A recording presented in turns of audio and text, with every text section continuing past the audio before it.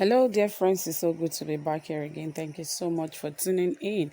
Yes, of course, this is Saffron Media, and we are here to give you the best, the most trending, exciting, reliable, and authentic happenings in Nigeria, especially in the area of politics, and very much here to give you the best. So stay tuned, relax, and get all of this from here. And right here, it says that the the AGF, the Attorney General of the Federation, has made an exposure of those who are involved in the financing of terrorism in Nigeria. And he said that they will be persecuted as he named them openly to the public. And I'm very sure you want to listen more about this. And of course, if you have not subscribed, please do so right away. Give this video a thumbs up and turn on the notification bell so that you don't miss a thing from here, because this is a very interesting one, as the AGF is involved, as he is naming those high profile Nigerians, businessmen who have been involved in financing terrorism and Boko Haram in the country.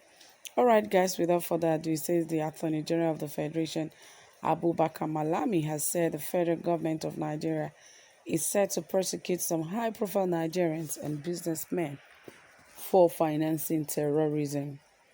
Malami, who was speaking with State House correspondents at the presidential villa in Abuja on Friday, however, did not disclose the identities of the suspects or the number of people affected. The minister said the profiling of the suspects started with the recent convictions of some Nigerians on terrorism financing in the United Arab Emirates. He said an investigation had revealed that the suspects being profiled were culpable and there was a need for them to be prosecuted. He said some time back there were certain convictions of Nigerians allegedly involved in terrorism financing in the United Arab Emirates that gave rise to a wider and far-reaching investigation in Nigeria. And I'm happy to report that arising from the wider coverage investigation that has been conducted in Nigeria, a number of people, both institutional and otherwise, were found to be culpable.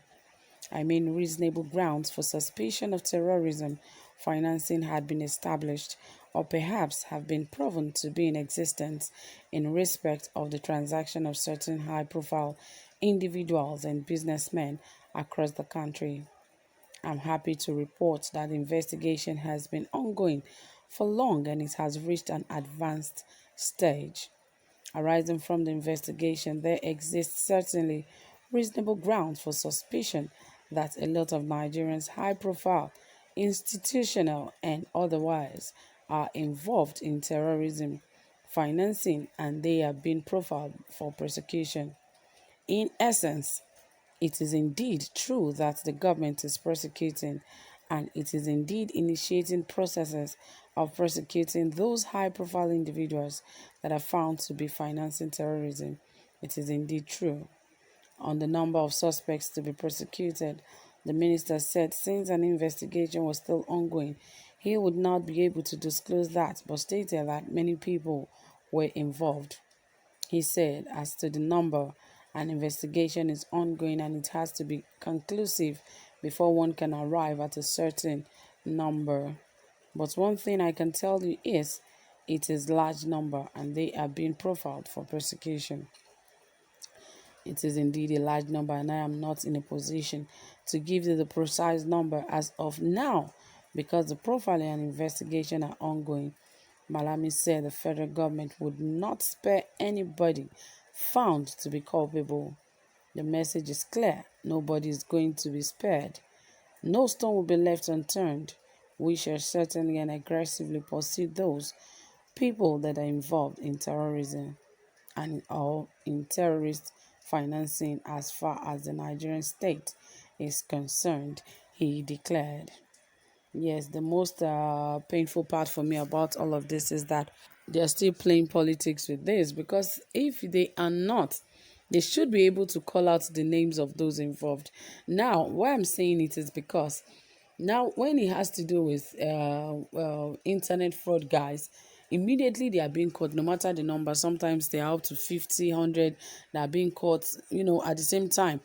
And the surprising thing is, all their names are normally published for the public to see. So, what is special about these people that you are saying that their names cannot be mentioned until they finish the investigation? Why don't you investigate about other things before you start calling out people's name? Or why don't you allow the courts to conclude before you call out the name of people and call them that and say they're internet fraudsters?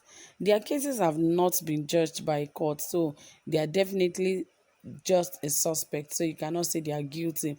So why is this case now different, that you are now calling saying that yeah, these guys, that they are still going through investigation, that their names cannot be mentioned, and so on and so forth? For me, this is politics playing out, and until they stop all of this, we are still going to keep wallowing in this kind of economy where terrorism has become the order of the day. Because if we keep hiding the names of this kind of people, they are not doing well to the economy, they are not doing well to Nigeria, they are not doing well to the country. So their names should be mentioned. Let people know who they are. Let's know what they are out for, what their intentions are. Let us know why they've left the country, embezzled the country, and moved to United Arab Emirates, and yet still sponsoring Boko Haram, sponsoring terrorism and banditry in the country, and yet you are out there in another country, and you've taken most of Nigerians' funds to go and spend in that country. Let us know these people, because they are the ones making this country have a bad name and look bad in the eyes of other countries. I know how many Nigerians have hated their own country because of the recent insecurity challenge and the recent behavior of the presidency, that has made people to really feel so bad about the country, and is causing hatred it's causing hatred for them, for the country. So really, I hope that Malami is actually taking the bull by the horn, because now that he's involved, I believe he should be able to do the right thing.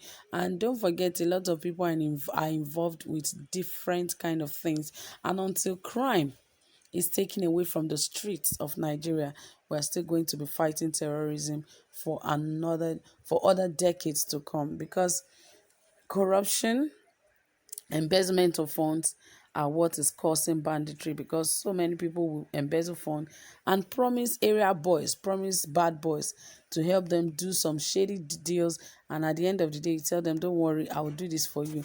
And now their eyes are opened, they believe these are things they could do themselves, and they've started killing, people, kidnapping for them to get ransom, and you want them to leave the streets just like that.